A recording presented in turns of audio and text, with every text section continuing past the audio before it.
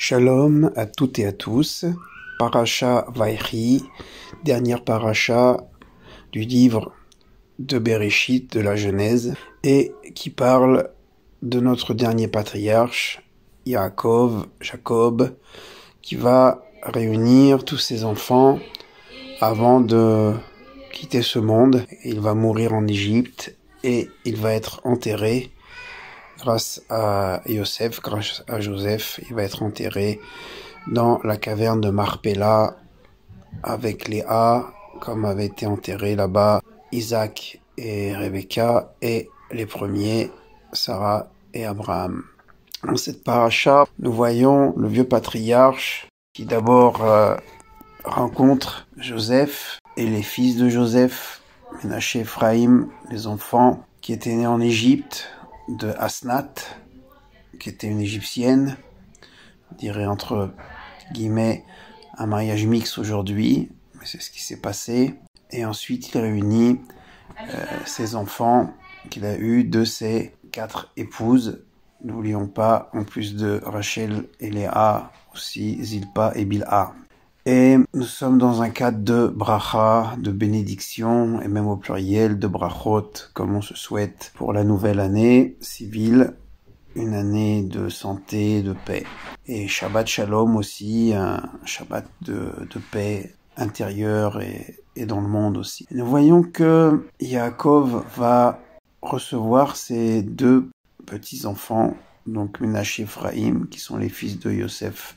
Il ne les connaît pas, il ne les reconnaît pas, ils doivent être habillés à l'égyptienne, ils sont d'une autre civilisation, ils ont grandi dans l'Égypte.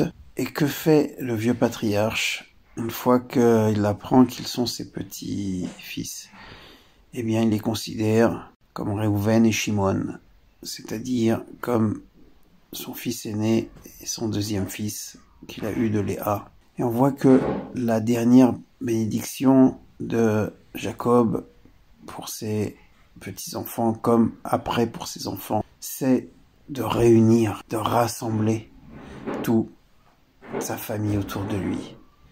Ceux qui sont nés en Égypte, ceux qui sont nés de ses femmes, ceux qui ont bien agi, ceux qui ont mal agi. Il dit voilà, vous êtes mes enfants, c'est vous qui allez construire le Ham Israël qui va naître maintenant. Et le temps n'est plus à la division, le temps est la reconnaissance de votre identité particulière. Et asfou, ça veut dire rassemblez-vous, formez comme un seul peuple dans ses différences, une seule communauté. Combien ces bénédictions de Yaakov nous parlent encore aujourd'hui, au sein du Ham Israël en particulier, avec toutes ces divisions, toutes ces tentations de clivage et aussi d'anathème. Pour que la bracha soit vraiment authentique, il faut qu'il y ait une ardoute, il faut qu'il y ait une unité.